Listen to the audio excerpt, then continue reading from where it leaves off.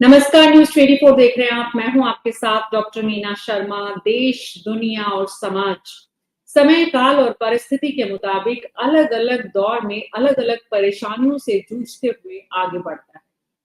एक दौर था जब बहुत बड़ी नई बीमारी के रूप में कैंसर ने जन्म लिया था, लेकिन आज हिंदुस्तान दुनिया का सबसे बड़ा कैंसर का, ऐसे लगता है कि रिसर्च का सेंटर बनता जा रहा है। जिस तरह से, जिस तादाद में यहाँ पर कैंसर के पेशेंट्स की संख्या लगातार बढ़ रही है, हमारे आसपास के घरों में अगर हम झांक कर देखेंगे, चर्चाओं को सुनेंगे, तो कहीं न कहीं किसी न किसी रूप में हर परिवार, समाज में इस परेशानी से जूझता हुआ दिखता है। हर परिवार का मतलब समाज, कुटुंब में कोई न कोई इस परेशानी से जूझता हुआ नज़र आता है। कैंसर की इतनी बड़ी संख्या में हिंदुस्तान में पेशेंट्स, मरीज क्यों बढ़ रहे हैं, ये एक चिंता का विषय है। और हिंदुस्तान की सरकार से लेकर इससे जुड़े हुए अनुसंधान केंद्र और डॉक्टर्स इस बात को लेकर चिंतित हैं कि कैसे इसका समाधान किया जाए। आम आवाम परेशान हो सकती है, अपने लोगों की चिंता कर सकती है, लेकिन विज्ञान और अनुसंधान की दुनिया जहाँ है, वहां पर क्या कुछ हो रहा है? क्यों हिंदुस्तान दुनिया में इतना बड़ा कैंसर का सेंटर बनता जा रहा है? क्यों यहाँ इतनी बड़ी संख्या में, इतनी बड़ी तादाद में कैंसर से मौत हो रही है? ये सवाल है जिसका जवाब ढूंढने की कोशिश हमारे खास मेहमानों के साथ हम करने जा रहे हैं। हमारे साथ डॉक्टर आशीष गुप्ता, वरिष्ठ कैंसर रोग विशेषज्ञ हैं। डॉक्टर राहुल भार्गव, वरिष्ठ कैंसर रोग विशेषज्ञ हैं। डॉक्टर विनीत नाकरा, वरिष्ठ कैंसर रोग विशेषज्ञ। डॉक्टर वीना आचार्य, पेशे से गायनोकोलॉजिस्ट रही हैं, लेकिन कैंसर को इतनी करीब से कैंसर एक्सपर्ट के रूप में वो यहाँ एक बड़े जयपुर, राजस्थान के राजधानी के बड़े हॉस्पिटल में अपनी निःशुल्क सेवाएं दे रही हैं। और doctor Prabhat Ranjan, senior pathologist हैं। आप सभी का बहुत बहुत स्वागत है। डॉक्टर प्रभात, अगर मैं शुरुआत आपसे करूं, तो इसलिए क्योंकि जितनी भी शुरुआत जहाँ से भी होती है, शुरुआत होती है कि आपने टेस्टिंग करवाई, जाँच करवाई, और उस जाँच का जो परिणाम आता है, वो आपके जीवन के पूरे चक्र को बदल देता है। आपके पूरे के पूरे परिवार के माइंडसेट को चेंज कर देता है। वो जो जाँच की शुरुआत है, एक तो ये है कि डॉक्टर ने कहा कि आप पर्टिकुलर ये जाँच करवाइए, और एक आपको कुछ पूर्वानुभाव, जो पूर्वाभाव होता है, उसमें भी बहुत सारी ऐसी जाँच ब्लड की होती है, जिसमें शुरुआती दौर में पता चल जाता है। तो किस तरह से ये डॉक्टर प्रभात, ये जो शुरुआत हो रही है और जो ये केसेस की संख्या बढ़ रही है, जो जाँच सामने आती है, किस तरह के कैंसर हमारे हिंदुस्तान में ज़्यादा हैं और क्यों हैं? वर्ल्ड वर्ल्ड कैंसर के हिसाब से यदि हम लोग देखें इंसिडेंस, तो नेचुरली लास्ट 10 सालों में, स्पेशली 5 साल में, इंडिया और बिहार और इस तरह के नॉर्थ माने हिंदी पट्टी में आप बोल सकते हैं कि कैंसर की संख्या बढ़ी है। इसमें खास के gall bladder, breast cancer, cervix cancer और माउथ और हेड नेक कैंसर जो हम बोलते हैं, वो इन कैंसर्स की नंबर्स बढ़ी है। तो माउथ और जो हेड नेक का कैंसर का एसोसिएशन है, वो एक तो च्यूइंग हैबिट जो है हमारा, हम पान मसाला भी च्यूइंग कर रहे हैं, तो वो इसके लिए रिस्पॉन्सिबल होता है। दूसरा, हमारे इलाके में तंबाकू का काफ़ी ज़्यादा सेवन होता है, खैनी के रूप में या डिफरेंट रूप में, तो वो एक मेजर कॉज होता है। महिलाओं में स्पेशली जो ब्रेस्ट कैंसर और ये होते हैं, वो हम लोग लेट डायग्नोज करते हैं क्योंकि वो बताते नहीं हैं। तीसरा चीज़ है जो कि गॉल ब्लाडर है, हम लोग के इलाके में काफ़ी, खास के बिहार में काफ़ी स्टडी भी इस पे हो रही है। गॉल ब्लाडर कैंसर काफ़ी ज़्यादा हुए हैं, तो एक तो आर्सेनिक जो हमारे पानी में है वो थोड़ा ज़्यादा है। दूसरा, हम लोग मल्टीपल टाइम्स कुक्ड ऑयल को यूज करते हैं। री यूज ऑफ, आप बोल सकते हैं कि कुकिंग ऑयल्स को, जैसे एक बार बना लिया, पापड़ छान लिया, फिर रख दिया, फिर अगली बार पूरी छान लिया, फिर अगली बार कुछ छान लिया। तो ये मल्टी टाइम हीटिंग से क्या होता है कि उसके जो केमिकल्स होते हैं वो टूटते हैं और वो कार्सिनोजेंस पैदा करते हैं। तो गॉल ब्लाडर में अभी उसका भी एक रोल पाया गया है। तो ये सारे कंट्रीब्यूशंस जो हैं वो काफ़ी ज़्यादा हैं। तो इसके कारण से आप बोल सकते हैं कि कैंसर जी के नंबर बढ़े हैं। जी जी डॉक्टर प्रभात, आप बने रहिए। डॉक्टर विनीत हमारे साथ हैं, ट्रेवल कर रहे हैं, रास्ते में हैं। बहुत बहुत शुक्रिया डॉक्टर विनीत कोऑपरेट करने के लिए। ये नमस्कार। पेशेंट्स जो आ रहे हैं कि एज ग्रुप किस तरह के ज्यादा देखने को मिलते हैं डॉक्टर विनीत? जी, जनरल कैंसर की जो प्रैक्टिस है उसमें एज ग्रुप जो हमारा आता है वो सीनियर सिटीजन्स का ही आता है, क्योंकि कैंसर की तादाद म्यूटेशंस की वजह से होती है और जितना लाइफ स्पैन हमारा बढ़ता जा रहा है, क्योंकि हेल्थ केयर में एडवांसमेंट हुई है, उनसे लाइफ स्पैन बढ़ता जा रहा है, तो म्यूटेशंस ज़्यादा होती है। तो जनरली ओल्ड पेशेंट्स में ज़्यादा आता है, लेकिन अब आजकल हम नोटिस कर रहे हैं कि यंग पेशेंट्स भी बहुत ज़्यादा कैंसर के से डिटेक्ट हो रहे हैं, क्योंकि लाइफस्टाइल बहुत ज़्यादा चेंज हो गया है इंडिया में। अब रूरल की बजाय अर्बन थोड़ी सी पॉपुलेशन बढ़ चुकी है, जिसकी वजह से डाइटरी हैबिट्स चेंज हो चुकी हैं। अर्बन एरियाज में जब पॉल्यूशन बहुत ज़्यादा बढ़ गया है, तो उस चलते जो कैंसर की म्यूटेशंस होती हैं वो यंग लोगों में भी अब ज़्यादा पाई जा रही हैं, और अब यंग लोग का इंसिडेंस बढ़ता जा रहा है। But overall senior age group के जो लोग होते हैं उन्हीं में कैंसर ज़्यादा पाया जाता है। जी doctor Ashish Gupta, lifestyle lifestyle किस तरह से कैंसर पेशेंट्स की संख्या को बढ़ा रही है? थोड़ा और विस्तार से बताइए, ताकि इस लाइफस्टाइल को जीने वाले लोग इस बात को समझें और इस लाइफस्टाइल के पीछे भागने वाले लोग भी इस बात को समझें। बिल्कुल, आज के दिन जो हमारा लाइफस्टाइल है काफी अननेचुरल हो रहा है। हमारी बॉडी के अंदर करोड़ों सेल्स हैं और इन सेल्स का एक नॉर्मल सेल साइकिल है कि बर्थ होता है, अपना काम करते हैं और फिर ही मरते हैं। कहीं पे भी अगर हम केमिकल इंजेक्ट करते हैं या कुछ भी अननेचुरल इंजेक्ट करते हैं, जो आजकल हमारे लाइफस्टाइल के अंदर बहुत कॉमन है, फॉर एग्जांपल स्मोकिंग है, हमारा पान या टोबैको चूइंग है, जो हमारे देश में अधिकतर काफी ज्यादा रेट से एक प्रॉब्लम है। अल्कोहल है, हमारा पैकेट वाला खाना है। फॉर एग्जांपल जैसे अभी आज के दिन दिवाली का टाइम है, दिवाली में आप देखेंगे कि अगर कोई पैकेट वाला खाना है तो आप उसको बाहर रखेंगे तो 1 हफ्ते तक भी वो खाना खराब नहीं होगा। बट कोई फ्रेश देसी घी से बना हुआ सामान रखेंगे बाहर तो 1 या 2 दिन के अंदर वो खाना खराब हो जाएगा। तो इनके अंदर जो पेस्टिसाइड्स यूज कर रहे हैं, जैसे अभी डॉक्टर साहब बता रहे थे, उन चीजों से होता क्या है कि वो सेल्स पे कहीं ना कहीं डैमेज करते हैं। और जो हमारी बॉडी है उसका डिजाइन है कि इन सेल्स को मारे, बट कहीं ना कहीं जो ये खराब सेल्स हैं, बदमाश सेल बोलते हैं इनको, कहीं ना कहीं इतनी बार बार इंजरी के बाद हमारे लाइफस्टाइल की वजह से ये कोई ना कोई सेल्स एस्केप कर जाते हैं और फिर ये कैंसर की गांठ बनाते हैं। तो खाने पीने से, स्मोकिंग से, अल्कोहल से, same thing with stress. Stress is also big part of our life. आज के दिन योगा, प्राणायाम आज के दिन काफी लोग कर रहे हैं। तो स्ट्रेस भी वो हार्मोनल चेंजेस इंट्रोड्यूस होते हैं हमारी बॉडी के अंदर, जिसकी वजह से कैंसर सेल्स बढ़ते हैं, हमारी इम्यूनिटी कम होती है। और आखिरी चीज obesity is also very common cause, जिसके अंदर इम्यूनिटी कम होने से कैंसर के चांसेस बढ़ते हैं। डॉक्टर राहुल भार्गव, कैसे, जरा समझाइए, इम्यूनिटी कम क्यों हो रही है और उससे कैंसर की संभावना कैसे बढ़ रही है? देखिए, बहुत ही सिंपल है मीना जी। हमारे को कुछ फिगर्स को ध्यान रखना जरूरी है।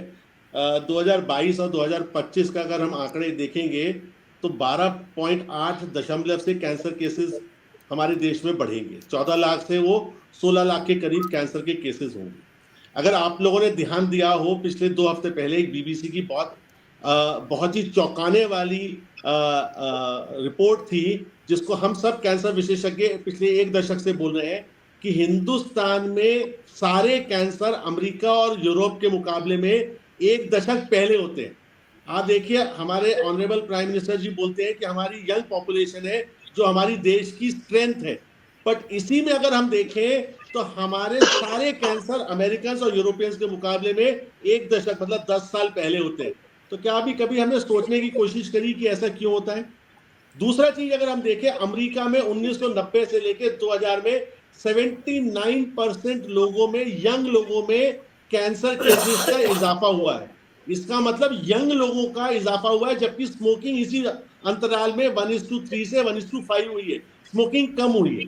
अगर हम अपने देश की बात करें तो 2 प्रॉब्लम हमारे देश के साथ में है। एक, obesity, tobacco chewing, environmental toxins, और साथ ही में जब हमारी जो टॉक्सिन, हमारी जो खाना है जिसमें मिलावट है, जिसमें इकोसिस्टम में अगर हम बात करते हैं उसमें अभी भी इतने कार्सिनोजन है जो आप अभी रिपोर्ट दिखा रहे हैं। अगर आपने देखी हो पिछले बार यमुना के तट पे जो वेजिटेबल्स उगती है उसमें हायर लेड और मर्करी का इंसिडेंस पाया गया, जिसकी वजह से कैंसर होता हुआ हमें दिख रहा है।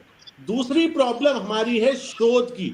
आज भी हमारे पास जो डेटा है कैंसर का वो अमेरिका से है, और हमारे को बहुत सारे अभी शोध की आवश्यकता है कि क्या जेनेटिक कारण की वजह से कैंसर हमारे देश में बढ़ रहा है, या एनवायरमेंटल टॉक्सिन्स की वजह से बढ़ रहा है, या आर्टिफिशियल स्वीटनर्स की वजह से बढ़ रहा है, या प्रोसेस्ड फूड से बढ़ रहा है। अगर ये बीबीसी की जो हमने जो रिपोर्ट देखी है वो सही में चौंकाने वाली है, क्योंकि जेनेटिक का प्ले एनवायरमेंटल के साथ में है। Genetic into environment is leading to the increase of cancer cases in the country. और बात रही इम्यूनिटी की, सिर्फ इम्यूनिटी में खाना नहीं है मीना जी, स्लीप है।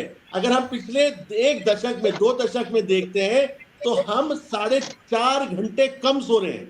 मतलब अगर मैं पिछले 40 साल का देखूं WHO के अनुसार, हम विश्व में 4.5 घंटे कम सोना स्टार्ट किया है। जो नाइट वर्किंग आवर्स है उससे भी कैंसर में कहीं ना कहीं बढ़ोतरी होती जा रही है। तो हमको एक होलसम अप्रोच लेनी पड़ेगी ये जानने के लिए कि हमारे एरियाज में कौन कौन सी है। अब जैसे गोरखपुर वगैरह में ब्रेन ट्यूमर का इंसिडेंस बाकियों के मुकाबले में ज्यादा है। तिरुवनंतपुरम में प्रोस्टेट कैंसर का इंसिडेंस सबसे ज्यादा है। मेघालय में हिंदुस्तान के सबसे ज्यादा कैंसर केसेस पाए जाते हैं। जहां HIV होता है, HIV के साथ में रेक्टल कैंसर, लिम्फोमा कैंसर भी होते हैं, क्योंकि जब इम्यूनिटी कम होती है मीना जी तो वायरसेस, EBV वायरस, कॉक्सेकी वायरस, ये सारे कारण बनते हैं हमारे शरीर पे अटैक करके कैंसर बनाने के लिए। सीधा सीधा संबंध है इम्यूनिटी का। इम्यूनिटी कम होने से अटैक करने की जो वायरस की पॉसिबिलिटीज हैं वो बढ़ जाती हैं। इसलिए सबसे पहले तो हमारे देश में जो लोग अपने आप को काम के दबाव से बहुत, नींद एक बहुत बड़ा फैक्टर बताया डॉक्टर भार्गव ने कि नींद जो है उसकी वजह से भी जो कैंसर की संभावना है वो बढ़ जाती है। नींद तो एक बहुत बड़ा फैक्टर है आज के दौर में। बच्चे तक जो है वो नींद पूरी नहीं कर रहे हैं। डॉक्टर वीना आचार्य, महिलाएं जो है, महिलाओं में कैंसर जिस तरह के बढ़ रहे हैं, ज्यादा किस तरह के कैंसर हैं और महिलाओं में इजाफा होने के कारण क्या है? महिलाओं में सबसे ज्यादा कैंसर है। सबसे पहले ब्रेस्ट कैंसर, जिसके बारे में डॉक्टर विनीत ने भी बताया। ये कैंसर जेनेटिक्स ज्यादा होता है, लेकिन उसके बाद जो जेनेटिक कैंसर होते हैं उसमें सर्वाइकल कैंसर सबसे ज्यादा कॉमन है। हर 8 मिनट में एक महिला सर्वाइकल कैंसर से ग्रसित हो जाती है हमारे देश में, और 1,80,000 हर साल महिलाएं इस कैंसर से पीड़ित होती हैं, और 80,000 महिलाओं की डेथ हो जाती है। सबसे बड़ी बात है, जितने कैंसर के बारे में अभी सभी लोगों ने बताया उसका कारण पता नहीं है। और सर्वाइकल कैंसर एक ऐसा कैंसर है जिसका कि आज हमें उसकी इटियोलॉजी पता है। ये एक ह्यूमन पेपिलोमा वायरस के द्वारा होता है। और जो लाइफस्टाइल चेंजेस के बारे में कहते हैं, जो सेक्सुअल कॉन्टेक्ट है, तो ये इन्फेक्शन है वो सेक्स के द्वारा होता है। तो लाइफस्टाइल में आजकल जो लिविंग टुगेदर रिलेशनशिप बढ़ रही है उसका भी बहुत बड़ा योगदान है कि सर्वाइकल कैंसर का इंसिडेंस बढ़ रहा है। और जब ये सेक्स के द्वारा मेल से फीमेल में जाता है और फीमेल से मेल में, तो महिलाओं में 6 तरह का कैंसर करता है ये वायरस। और जो कि उसका वल्वा, वजाइना, सर्विक्स और उसके ओरोफेरिंजियल और मेल में भी कैंसर करता है। उसके रेक्टल कैंसर है, पिनाइल कैंसर है, ओरोफेरिंजियल। तो इस वायरस के बारे में लोगों को अधिक से अधिक जानकारी मिल जाए, क्योंकि जब तक ये कैंसर बनता है उसमें 10 साल लगते हैं। तो हम कैंसर के पहले ही स्टेज में इसको डायग्नोज कर लेते हैं, और इसका वैक्सीन बन गया है। यही एक ऐसा कैंसर है जिसका वैक्सीन बन गया है, उसको रोका जा सकता है।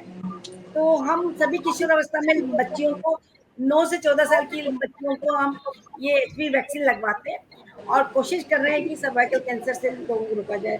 तो लाइफस्टाइल की बात जो आप बार बार कह रहे हैं, तो अधिक स्मोकिंग है, और लाइफस्टाइल, इम्यूनिटी कम होना, प्लस उनका sexual contact, multiple sexual partner है, they all are the contributing factor for the cervical cancer with the HPV infection.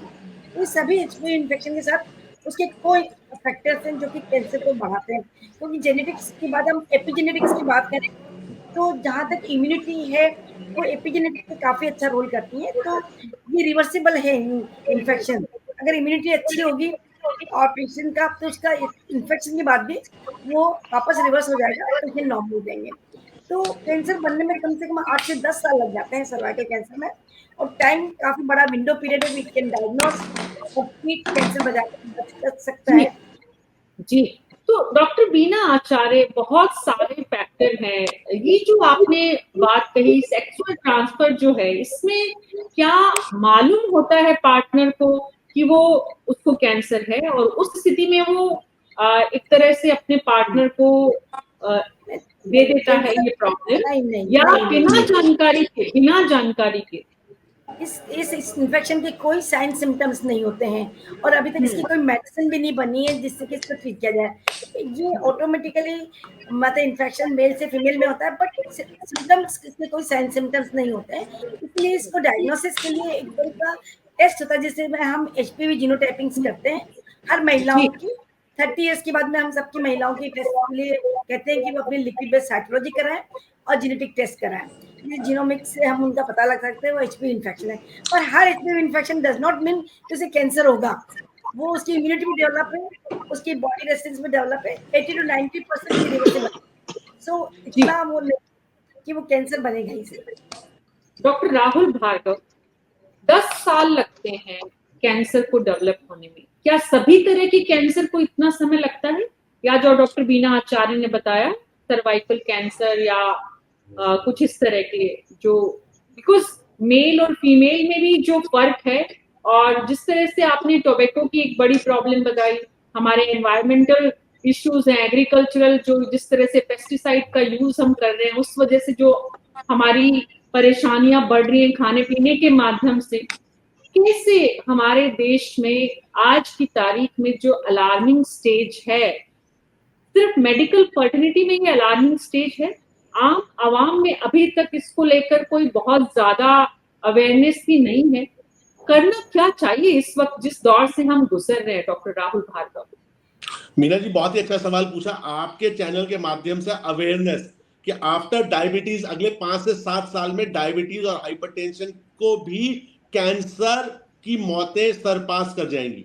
आपको यह समझना जरूरी है कि अभी जो चीज अंडर द कारपेट है, कल वो अपना फन उठाएगी और देशवासियों को ये पता भी नहीं चल पाएगा कि कब हम कैंसर की चपेट में आ गए।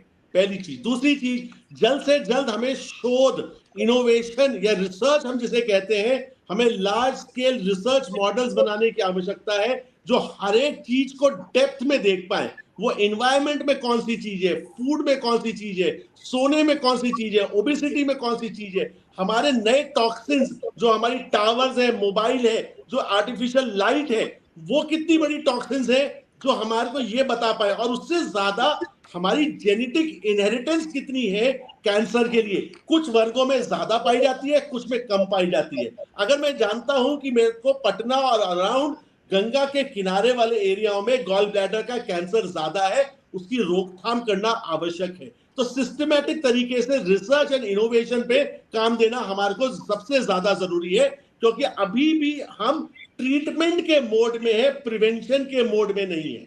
प्रिवेंशन की जो पहली पहल हुई है वो HPV vaccine, universal HPV vaccination होगी, जो सिर्फ महिलाओं में अभी हो रही है, पर वो पुरुषों में भी होना आवश्यक है, क्योंकि जो एचपीवी इन्फेक्शन होता है वो पुरुषों से महिलाओं में जाता है। तो देखिए हम किन किन चीजों को एलिमिनेट कर सकते हैं। हम सर्वाइकल कैंसर को 2030 तक एलिमिनेट कर सकते हैं बाय वर्च्यू ऑफ वैक्सीनेशन। हम टोबैको से होने वाले हेड एंड नेक कैंसर को एलिमिनेट कर सकते हैं, बट क्या हम लंग कैंसर को कर सकते हैं? एनवायरमेंटल टॉक्सिन बताता है कि लंग कैंसर होता है। तो शोध का बहुत बड़ा रोल है, और साथ ही में लाइफस्टाइल मॉडिफिकेशन का रोल है। हिंदुस्तान में डॉक्टर राहुल भार्गव, अनफॉर्चुनेटली हिंदुस्तान में रिसर्च को अभी तक वो प्रायोरिटी नहीं मिली है जो मिलनी चाहिए। लेकिन आज की तारीख में हमें उम्मीद करनी चाहिए कि आप लोग जिस चर्चा को कर रहे हैं, सरकार उसको सुने, और हम जिस विषय के साथ, जिस मकसद के साथ आम आवाम की चिंता और चिंता के साथ साथ समाधान की तरफ जो बात करना चाह रहे हैं, उसमें सरकार उचित कदम उठाए। रिसर्च की तरफ ध्यान दें। डॉक्टर विनीत, इस पूरी चर्चा के दौरान जो बात एक सामने आ रही है, एरिया वाइज अलग अलग तरह के कैंसर डेवलप हो रहे हैं। मतलब किसी एक पर्टिकुलर एरिया में, जैसे मेघालय की चर्चा की आपने, बिहार की चर्चा की, ये एरिया वाइज अगर अलग अलग कैंसर डेवलप हो रहे हैं, इसका मतलब साफ है कि उन एरिया की जो प्रॉब्लम है उससे वहां के एनवायरनमेंट के जरिए वो प्रॉब्लम वहां के लोगों में ज्यादा बढ़ रही है। तो इसका मतलब जी, बिल्कुल। रिसर्च एक तो ये हो कि एरिया वाइज कहाँ कहाँ किस किस तरह से कैंसर को कम करने के एफर्ट सरकार करे, और दूसरी तरफ जनता क्या करे अपने अपने इलाकों में। आप थोड़ा एरिया वाइज स्पेसिफिक बता सकते हैं डॉक्टर विनीत? जी, बिल्कुल। जैसे दिल्ली शहर को ही अगर आप देखें, तो दिल्ली शहर में अब एयर पॉल्यूशन बहुत ज़्यादा है, और नवंबर के मंथ में बहुत ज़्यादा वैसे भी पॉल्यूशन बढ़ जाती है। तो जहाँ-जहाँ जिन-जिन शहरों में एयर पॉल्यूशन ज़्यादा है, वहाँ लंग कैंसर के केसेस बढ़ जाते हैं। जैसे गंगा के किनारे जो गैंजेटिक बेल्ट है, आप हरिद्वार से लेकर, डॉक्टर प्रभात ने जैसे कहा था, बिहार में भी उस बेल्ट के अलोंग गॉल ब्लैडर कैंसर के केसेस बहुत ज़्यादा आते हैं, बिकॉज ऑफ द मिनरल्स जो डेंसिटी है वो ज़्यादा है लैंड में, उसकी वजह से। ऐसे ही अगर आप देखें कि शहर जैसे कानपुर शहर है, या बिहार में आर्सेनिक की पॉइजनिंग ज़्यादा है, वहाँ उन एरियाज में यूरिनरी ब्लैडर कैंसर भी बहुत ज़्यादा पाया जाता है।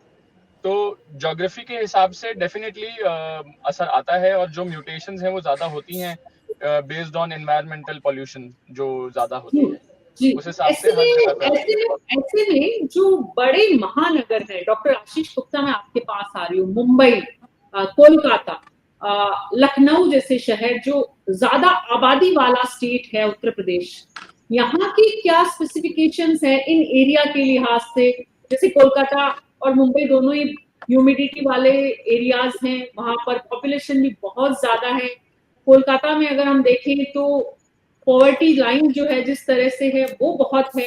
यहाँ मुंबई में इतना ज्यादा आपका जो पूरे देश का जो भार है डेमोग्राफी के लिहाज से, तो यहाँ पर किस किस तरह के केसेस डॉक्टर आशीष गुप्ता इन महानगरों में? हाँ जी, जो हमारी मेट्रो सिटीज हैं, इनके अंदर हमने ये देखा है कि जैसे जैसे पॉपुलेशन गांव से शहर की तरफ मूव होती है, तो जो लाइफस्टाइल के कारण जो कैंसर बनते हैं, स्पेसिफिकली ओबेसिटी के कारण, वो काफी ज्यादा बढ़ जाते हैं। ये होते हैं स्पेसिफिकली ब्रेस्ट कैंसर। आज के दिन इंडिया के अंदर विमेन के लिए number 1 cause of cancer and number 1 cause of cancer death is breast cancer, जो एक हाईली क्यूरेबल कैंसर है आज के दिन। Is very highly curable if caught early. The other cancer in the more urban areas is the जो पान चबाना, smoking करना, इसकी वजह से जो हेड एंड नेक कैंसर्स हैं, ये भी अधिकतर पाए जाते हैं बॉम्बे में, दिल्ली में, कलकत्ता के अंदर, जहां पर आज के दिन टीवी पे इतनी एडवर्टाइजमेंट आ रही है, हर एक एक्टर कोई ना कोई ऐड कर रहा है इस चीज की, और वो हैबिट्स कहीं ना कहीं एनवायरमेंटल सोसाइटी की वजह से पड़ती है लोगों को, और उस वजह से ये हेड एंड नेक कैंसर जो हमारे पूरी कंट्री के अंदर is the most common cause of cancer.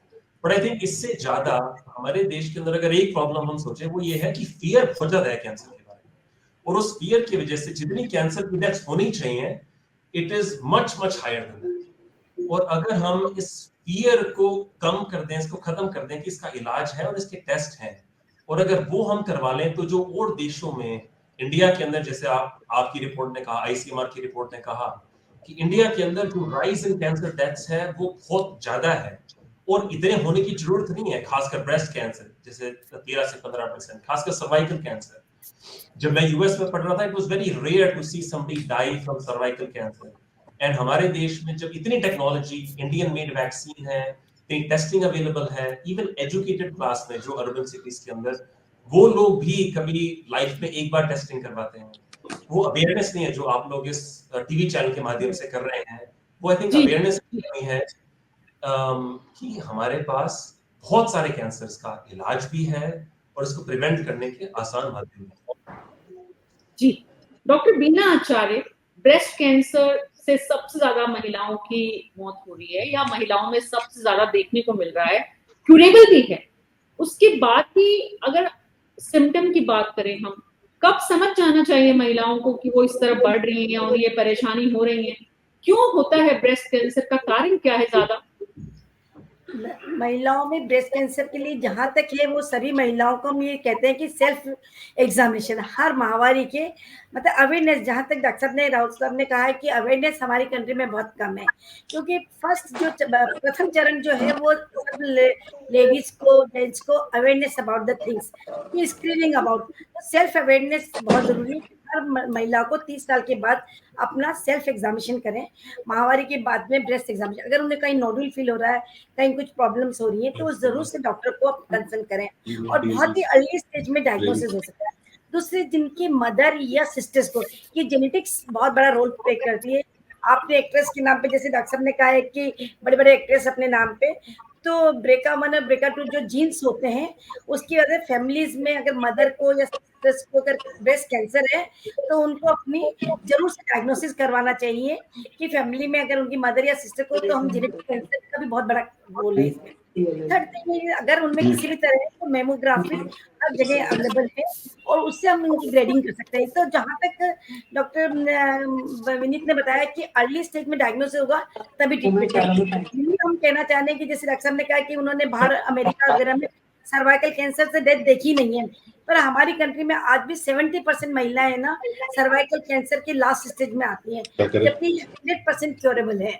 और इसका सबसे मुख्य कारण है कि अवेयरनेस।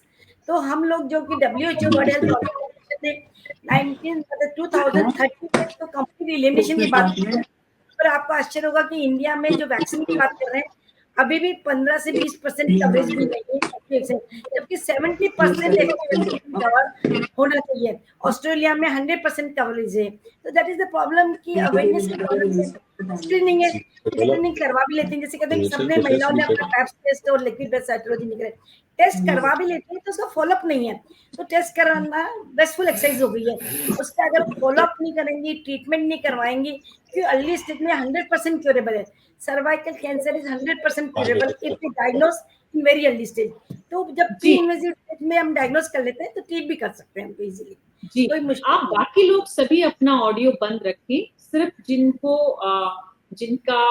बोलना है उनके अलावा। तो मैं अब डॉक्टर प्रभात, आप लोग प्लीज अपना ऑडियो बंद कर लीजिएगा ताकि सब लोग ठीक से सुन पाए। डॉक्टर प्रभात रंजन कुछ बोलना चाह रहे हैं, डॉक्टर प्रभात रंजन के पास जा रही हूँ, उसके बाद डॉक्टर राहुल भार्गव आपके पास आऊंगी। जी डॉक्टर प्रभात, आप कुछ बोल रहे थे?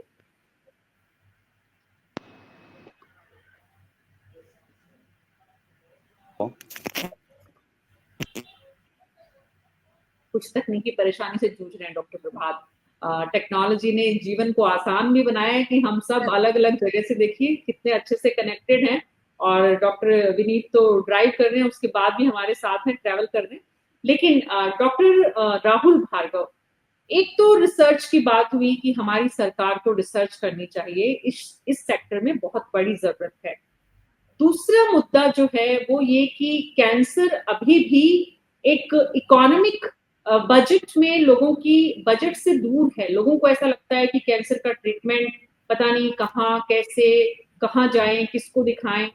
क्या इस तरफ भी सरकार को अपने बजट एलोकेशंस में भी बढ़ावा देने की जरूरत है? क्या सरकार को इस दिशा में और ज्यादा काम करने की जरूरत है?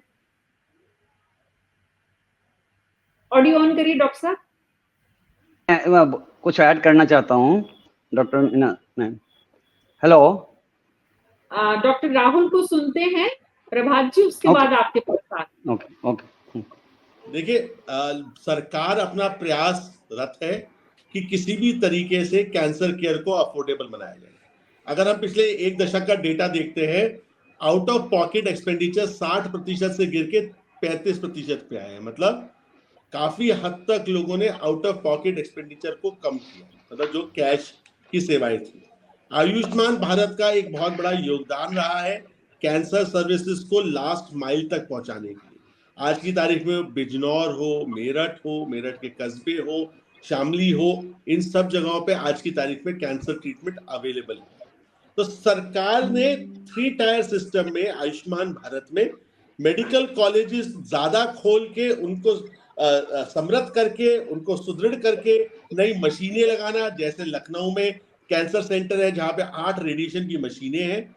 इसी के साथ में मेड इन इंडिया की मशीनें जो पहले 18 करोड़ की आती थी, अब वो 8 से 10 करोड़ की मिलने लगी है।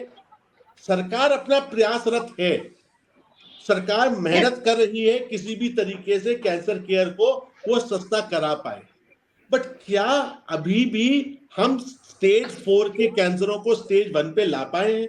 क्योंकि स्टेज 4 पे ज्यादा पैसा लगेगा मीना जी। आज भी अगर आप अमेरिका में भी देखें, दुनिया में किसी भी जगह हो, अमेरिका हो या यूरोप हो, सब जगह पैसा लिमिटेड है। तो इंसान को भी अपने शरीर के प्रति इनटॉलरेंट होना पड़ेगा, ये जानने के लिए कि अगर उसको सिम्टम है तो वो जल्द से जल्द जाके अपना डॉक्टर से प्रयास करके इलाज कराए। हम स्टेज 4 की इंतजार नहीं कर सकते। स्टेज 4 के कैंसरों में गिरावट जरूर आई है 80 से 60%, बट अमेरिका में 80% कैंसर स्टेज 1 पे पकड़े जाते हैं। एक्सेप्ट गॉल ब्लैडर हो, पैनक्रियाज हो, तो वो नहीं पकड़े जाते। बट मीना जी, सबको अपना अपना प्रयास करना पड़ेगा इसको इकोनॉमिकली फेयर बनाने के लिए। तो मैं ये कहूँ कि आज की तारीख में इकोनॉमिकली फेयर नहीं। अब देखिए, सरकार ने कोल इंडिया के माध्यम से सारे प्राइवेट अस्पतालों में थैलेसीमिया का फ्री ट्रांसप्लांट की व्यवस्था की हुई है। थैलेसीमिया से जो लोग ग्रसित है, 10 लाख रुपए उनको फ्री मिलता है फोर्टिस जैसे अस्पताल में फ्री ट्रांसप्लांट कराने के लिए। तो सरकार अपनी तरफ से प्रयासरत है। अब अपने को मिला जुला साझे तरीके से इलाज करना आवश्यक है। हमें ईएसआई फरीदाबाद में, इंदौर मेडिकल कॉलेज में, बीकानेर मेडिकल कॉलेज में, पटना में महावीर कैंसर संस्थान में फ्री बोन मैरो ट्रांसप्लांट की व्यवस्था की हुई है। फ्री मतलब आज शायद मिडिल क्लास को फ्री ना मिले, बट आखिरी तबके में जो लाइन में खड़ा है उसको मौका है ट्रांसप्लांट करवाने का फ्री ऑफ कॉस्ट। लेकिन मुश्किल ये है डॉक्टर राहुल कि जिस तबके के लिए आखिरी वर्ग में, आखिरी पंक्ति में जो खड़ा है, जिसके लिए फ्री है, उसको दरअसल पता ही बाद में चल रहा है, 4th स्टेज में जाकर वो, तो उसके लिए वो सुविधा होना और नहीं होना बराबर हो जाता है, क्योंकि वो ये बात बिल्कुल आपने सही कही जी। डॉक्टर विनीत, सवाल ये है कि हमारी जो लाइफस्टाइल है, इसमें जो फूड पैक फूड का जो एक कॉन्सेप्ट है, ये आने वाले समय में कम नहीं होने वाला है, ये बढ़ने वाला है। जिस तरह से हम जीवन के पीछे भाग रहे हैं, जिस तरह से सब लोग नौकरियों पर, अपने बिजनेस में जितने परेशान हैं, जितने भाग रहे हैं, दौड़ रहे हैं, यहाँ पर मेडिकल फैसिलिटी, शोध, तमाम जो मेडिकल ट्रीटमेंट, इन सबसे पहले की जो बात है लाइफस्टाइल, ये बदलना आसान नहीं है आज की तारीख में। जहां हम बढ़ चुके हैं, जहां हम आ चुके हैं, उससे वापस जाना कैसे होगा? जी, खुद ही प्रयास करने पड़ेंगे। जितना प्रोसेस्ड फूड है, अल्ट्रा प्रोसेस्ड फूड है, जितने पैकेज्ड सॉफ्ट ड्रिंक्स आती हैं, सोडा ड्रिंक्स आती हैं, ये सबको छोड़ना पड़ेगा। खुद प्रयास करने से लोग सेहतमंद भी होंगे। बाकी कैंसर ही नहीं, बाकी और बहुत बीमारियां जो कि प्रोसेस्ड फूड को खाने से होती हैं, और जो प्रोसेस्ड फूड को खाने से जो वजन बढ़ता है, ओबेसिटी के कारण जो बाकी बीमारियां होती हैं, वो भी कम होती हैं। तो सब लोगों को प्रयास तो करना ही पड़ेगा, और प्रयास करने से सब कुछ हासिल हो ही जाता है। ऐसा नहीं है, लोगों को लेकिन जागरूकता बढ़ानी पड़ेगी। बिल्कुल जी। डॉक्टर प्रभात, मैम, मैं 2-3 पॉइंट्स इंपॉर्टेंट बताना चाहता हूँ।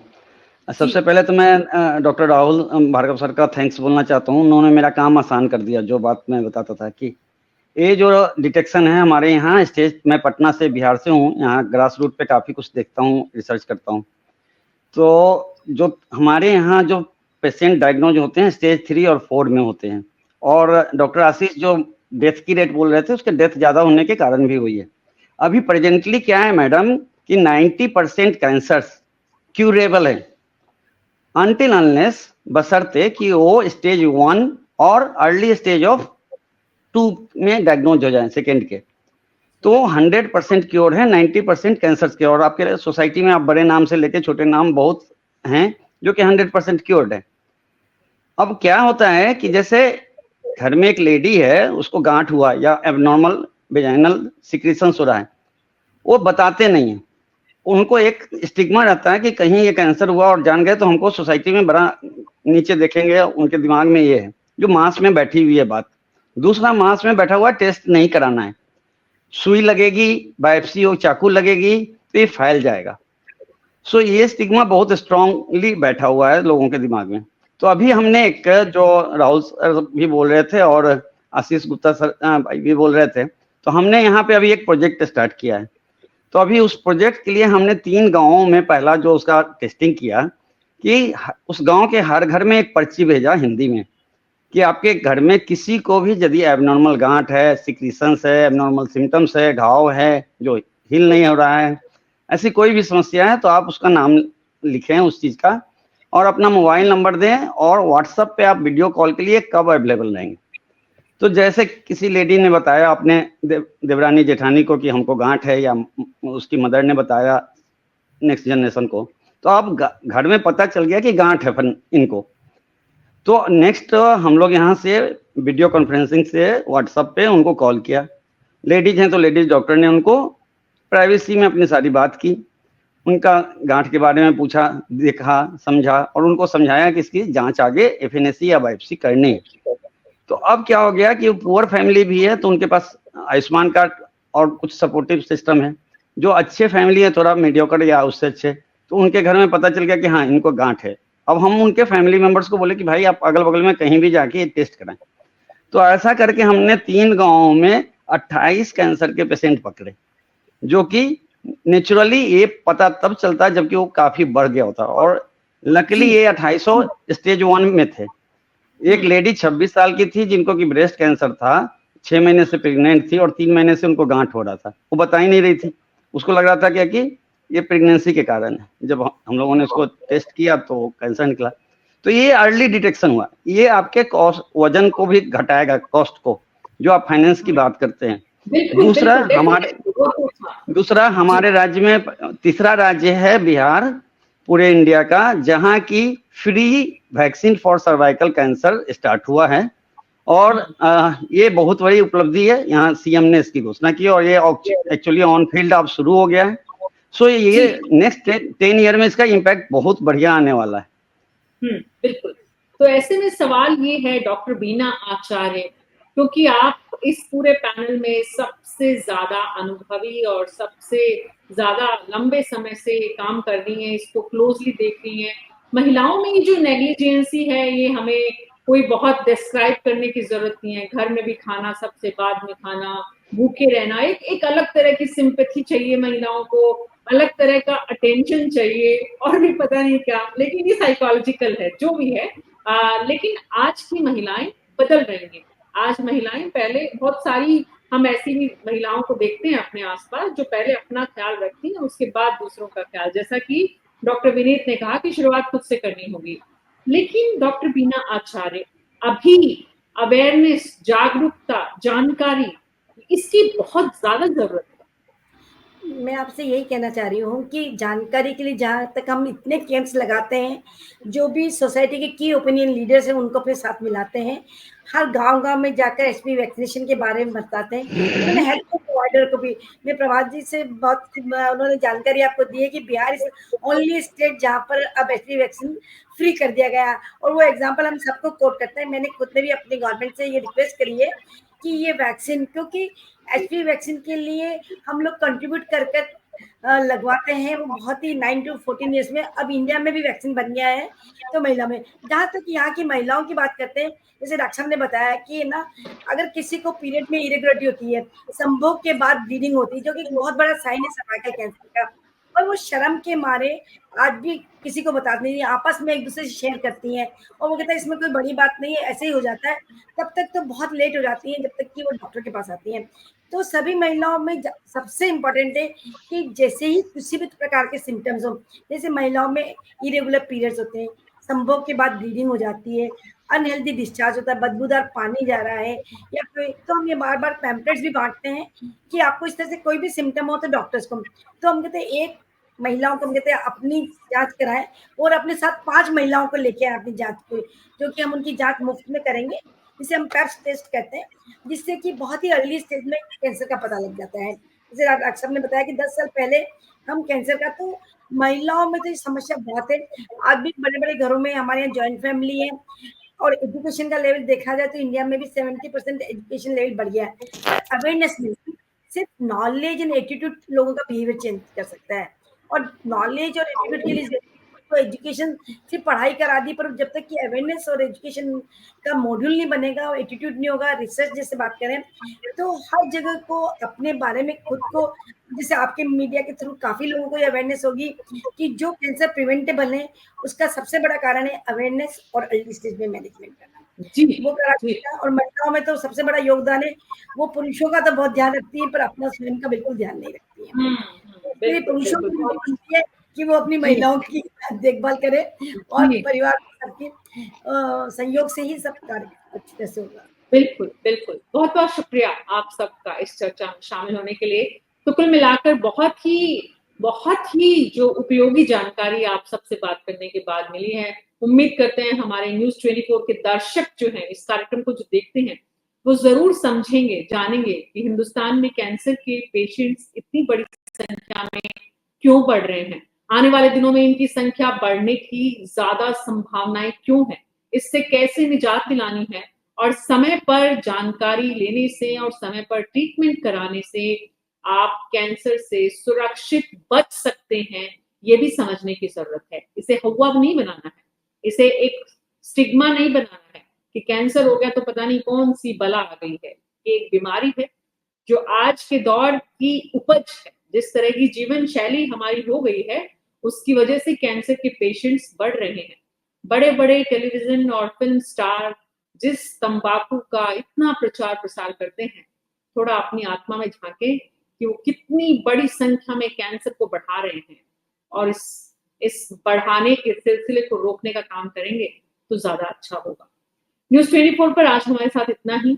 समय समय पर हम जनता के हित में इस तरह के कार्यक्रम, इस तरह के विषयों पर चर्चा करते हैं, एक्सपर्ट्स को बुलाते हैं ताकि हमारे दर्शक न्यूज़ 24 के जो हैं वो हम पर जो विश्वास करते हैं वो बनाए रखें और इस तरह की परेशानियों से बचें। आज मेरे साथ इतना ही। नमस्कार।